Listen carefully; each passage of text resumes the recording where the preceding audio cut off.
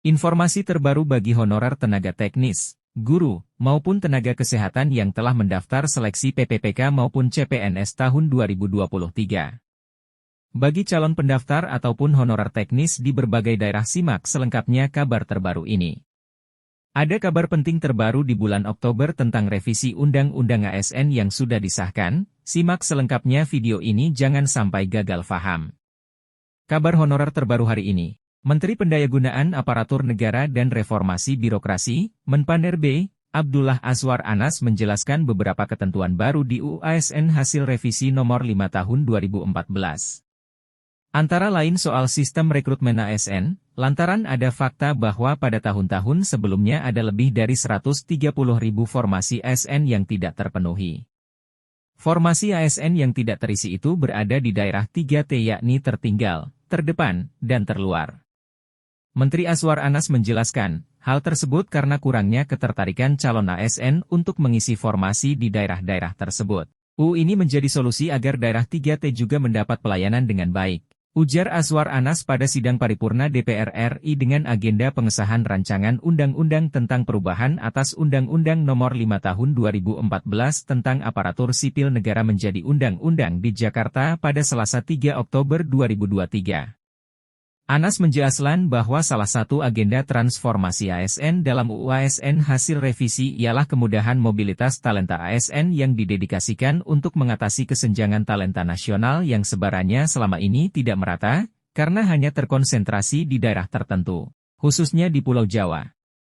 Menteri Anas menerangkan, pemerintah akan memberikan insentif khusus kepada para ASN yang bertugas di daerah 3T.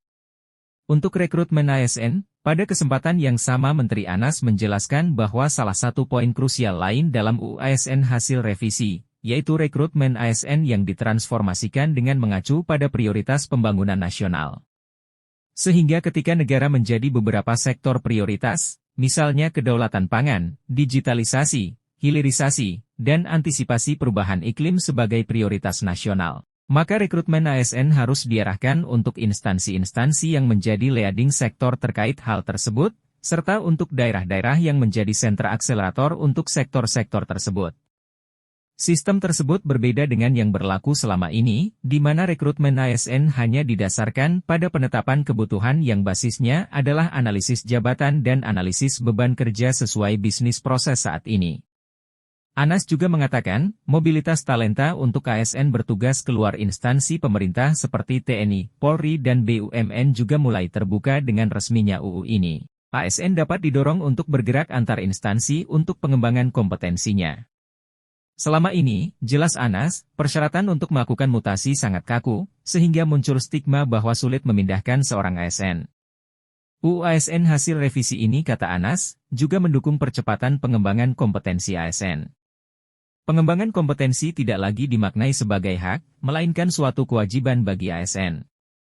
Untuk itu instansi pemerintah wajib memberikan kemudahan akses belajar bagi pegawai ASN, katanya.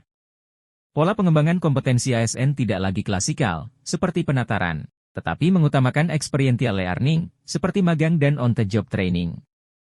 Yang disampaikan Menteri Anas tersebut hanya sebagian kecil saja, karena masih banyak hal baru di UU ASN hasil revisi.